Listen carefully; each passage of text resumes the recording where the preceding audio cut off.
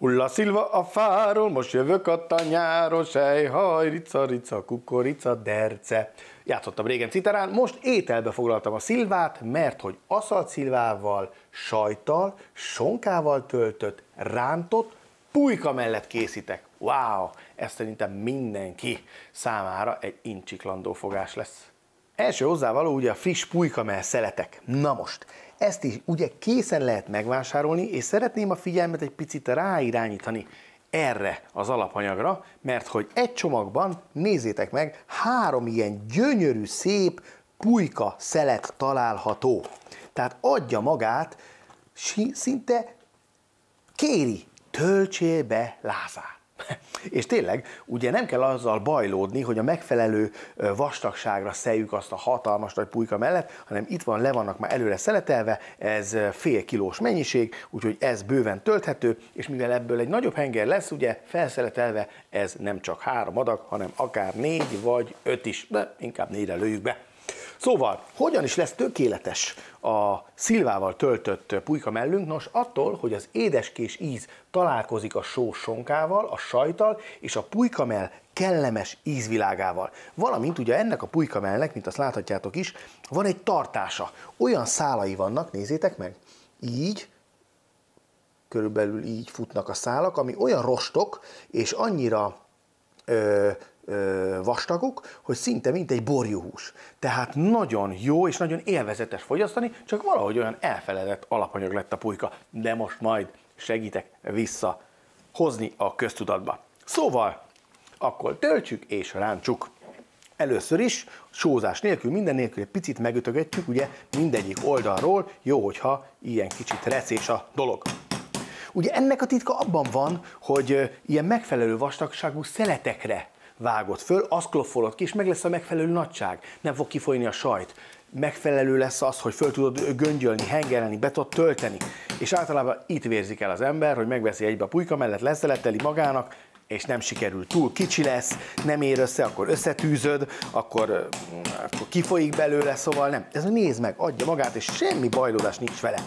Ezt ahhoz képest, hogy rántott, ugyanolyan gyorsan el lehet készíteni. Jó, elő kell készíteni a tojást, a morzsát és a lisztet is, de hamar megy. Jön a sózás. Itt érdemes finom szemű sót használni, az gyorsan bemegy a rostok közé, és mindenhol egyformán ízes lesz a hús. Így.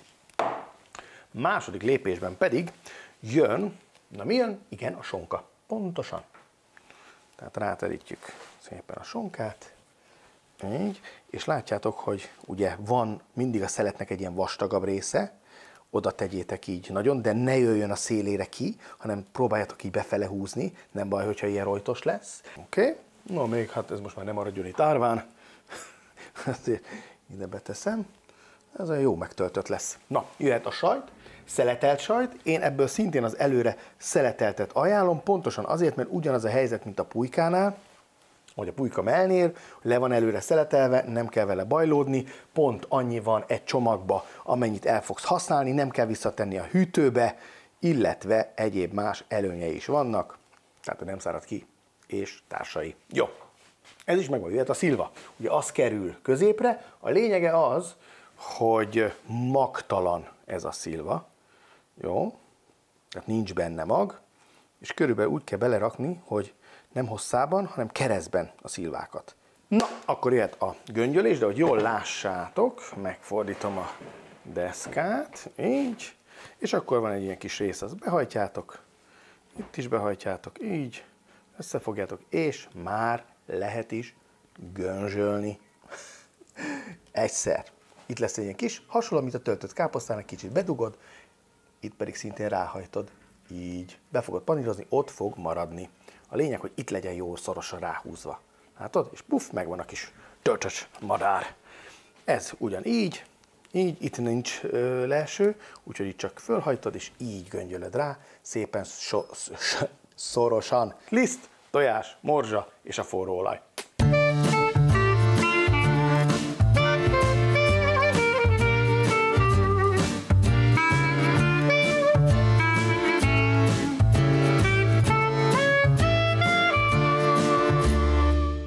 Tehát Tehát a panírozásnál nagyon fontos, hogy nem pankó, meg ilyen durva morzsát használunk, hanem rendes zsemlemorzsát, klasszikot. Nem kell kétszer bepanírozni, csak az a lényeg, hogy itt is jól be legyen panírozva, és akkor jön a trükk, lehet, hogy sokan ismerik már, de hogy ilyenkor csak a két végét tojásozom be, megint belemegy a morzsába, így ott dupla lesz, és ugyanezt a trükköt eljátszom a másik felével is, így, ott megint dupla lesz, és akkor ilyen panírozás után, vagy ezt követően mehet a forró olajba. Nyilván ti ezt majd egy szerszám segítségével tegyétek meg. A lényeg, hogy ilyen lassan kezdjen el bugyogni, ilyenkor még erősre állítva hagyjátok a lángokat, mert most mellé teszem ugye a következőt, és amikor ilyen bucira van hagyva, ugye akkor a sütési idő azért több, mint az átlag, de sokkal szaftosabb és ízesebb lesz, ugyanis amikor összeolvad a sajt a szilvával, hát ez nagyon jó dolog, csak ahhoz, hogy benne maradjon, hogy át is süljön, egy viszonylag hosszabb sütési idő kell, ami körülbelül egy jó 15 perc. Viszont ha ezt nagyon gyorsan tennénk, akkor csak megégne, és középen nyers maradna. Én még fedőt is szoktam használni, és mint azt láthatjátok, pont a méretezés is úgy van kitalálva, hogy két ilyen nagy bucinak legyen elegendő, és amikor már így elkezdődik a sülés, akkor annyira megmozgatni, hogy átjárja minden oldalról, tehát a fölülről is az olaj, lefedni, és hadd szóljon, indulhat a stropper. Eltelt közel 7-8 perc, tehát fél időnél vagyunk, és akkor nagyon egyszerűen nézzétek meg, hát meg is lehet már fordítani, lehet látni, hogy gyönyörű a alsó rész, ami eddig alul volt, úgyhogy most fordítás után megint mehet vissza a fedő, és hagyjuk így sülni. Na, de hát ugye azt is mondhatjátok, hát jó, hát pont a csomagolás alatt olyan pulykameszeletek voltak, amit könnyen volt betölteni, vagy könnyű volt betölteni, hát akkor tessék, itt van még egyet, fölnyitok, mert úgyis a gyerekek ezt imádják, úgyhogy kell csinálnom még egy menetet.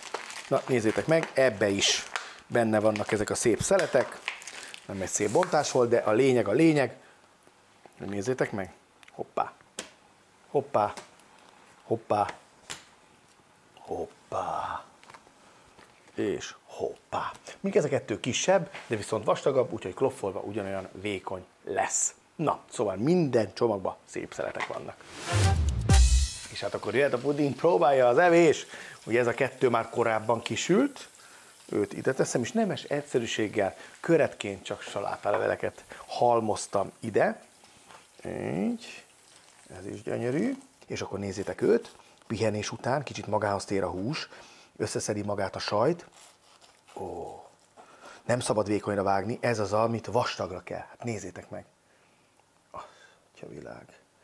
És ez tényleg nem kell más. Mivel ott van a köret a héjában és a töltelékében. Jó?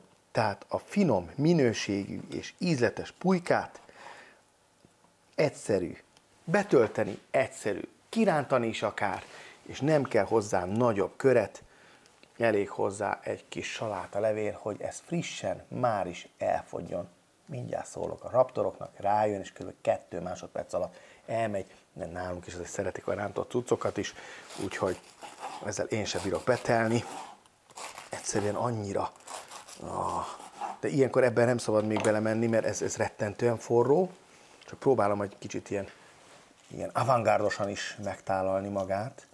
Úgyhogy látjátok, hogy átsül a közepe is, attól nem kell megijedni, hogy ilyen vastag, és attól sem kell megijedni, hogy kifolyik. Az a lényeg, hogy a megfelelően szeletelt pulykát nagyon szépen és nagyon jól be lehet tölteni. Jöhetek egy kicsit közelebb, mutatok még egy szeletelést, mert egyszer nem bírok betelni vele, ti se teljetek, mert nézzétek meg.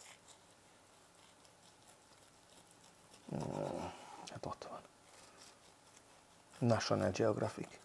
Ja nem, az nem, Food Channel. Itt van, jó?